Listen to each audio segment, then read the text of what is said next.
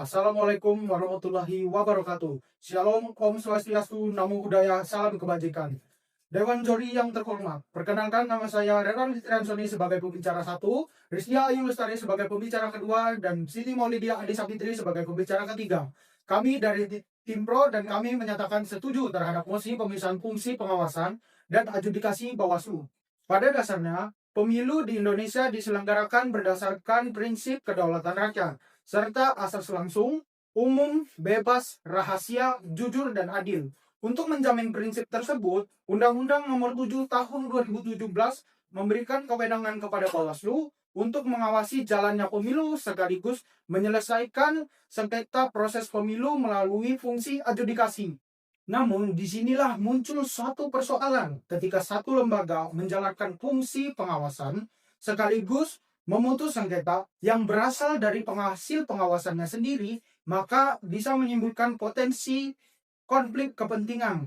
Kondisi ini juga dapat menimbulkan pertanyaan mengenai independensi, objektivitas, dan imparsialitas dalam proses penyelesaian sengketa pemilu. Oleh karena itu, kami berpendapat bahwa pemisahan fungsi pengawasan dan fungsi adjudikasi perlu dikaji sebagai langkah memperkuat keadilan, akuntabilitas, dan kepercayaan publik terhadap penyelenggaraan pemilu. Kami dengan tegas mendukung adanya pemisahan fungsi pengawasan dan adjudikasi di Bawaslu, sebab tidak seharusnya satu lembaga bertindak sebagai pengawas sekaligus pihak yang memeriksa dan memutus sengketa berdasarkan hasil pengawasannya sendiri. Penggabungan dua kewenangan tersebut dikhawatirkan berpotensi akan menimbulkan konflik kepentingan, membongkar ruang subjektivitas, dan melemahkan kepercayaan publik terhadap penegakan hukum pemilu. Secara konstitusional, Pasal 1 Ayat 3 Undang-Undang Dasar Negara Republik Indonesia tahun 1945 menegaskan bahwa Indonesia adalah negara hukum, sehingga setiap penyelenggaraan kekuasaan termasuk pelaksanaan hukum pemilu harus dilaksanakan berdasarkan prinsip negara hukum yang menjunjung tinggi imparsialitas, independensi, dan due process of law. Selanjutnya, Pasal 24 Ayat 1 dan 2 Undang-Undang Dasar Negara Republik Indonesia tahun 1945 yang menegaskan bahwa kekuasaan kehakiman adalah kekuasaan yang merdeka untuk menyelenggarakan peradilan guna menegakkan hukum dan keadilan.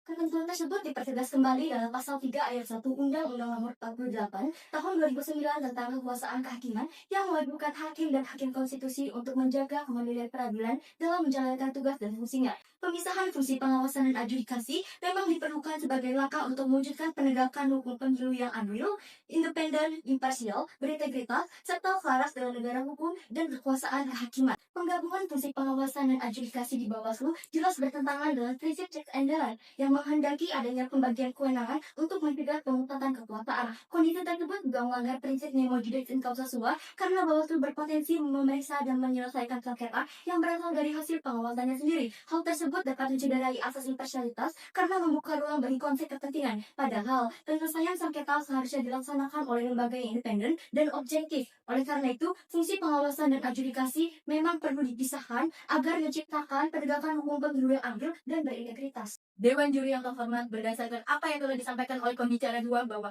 pemisahan fungsi pengawasan dan adjudikasi diperlukan untuk mewujudkan prinsip checks and balances. Hal ini telah tercermin dalam Undang-Undang Nomor 15 Tahun 2011 yang telah membagi kewenangan berdasarkan KPU sebagai penyelenggara pemilu, Bawaslu sebagai pengawas, dan DKPP sebagai pengadil pelanggaran kode etik. Prinsip dasarnya adalah pengawas harusnya tidak sekaligus menjadi pihak yang mengadili, sehingga pemisahan fungsi juga perlu diterapkan dalam lingkungan Bawaslu.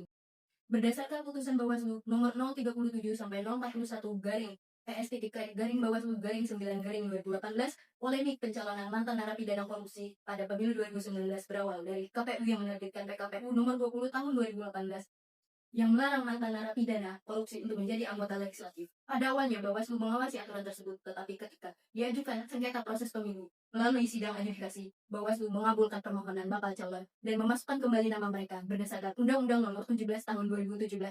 Oleh karena itu, pemisahan fungsi diperlukan untuk memperkuat kepastian hukum.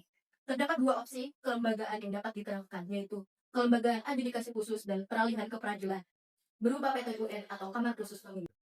Dewan Juri yang terhormat, solusi yang kami berikan adalah pembentukan badan adjudikasi khusus merupakan langkah ideal karena dapat menyelesaikan sengketa pemilu secara cepat, mengadopsi kelembagaan DKPP, dan mengikut sertakan anggota yang independen di luar dari struktur kelembagaan Bawaslu.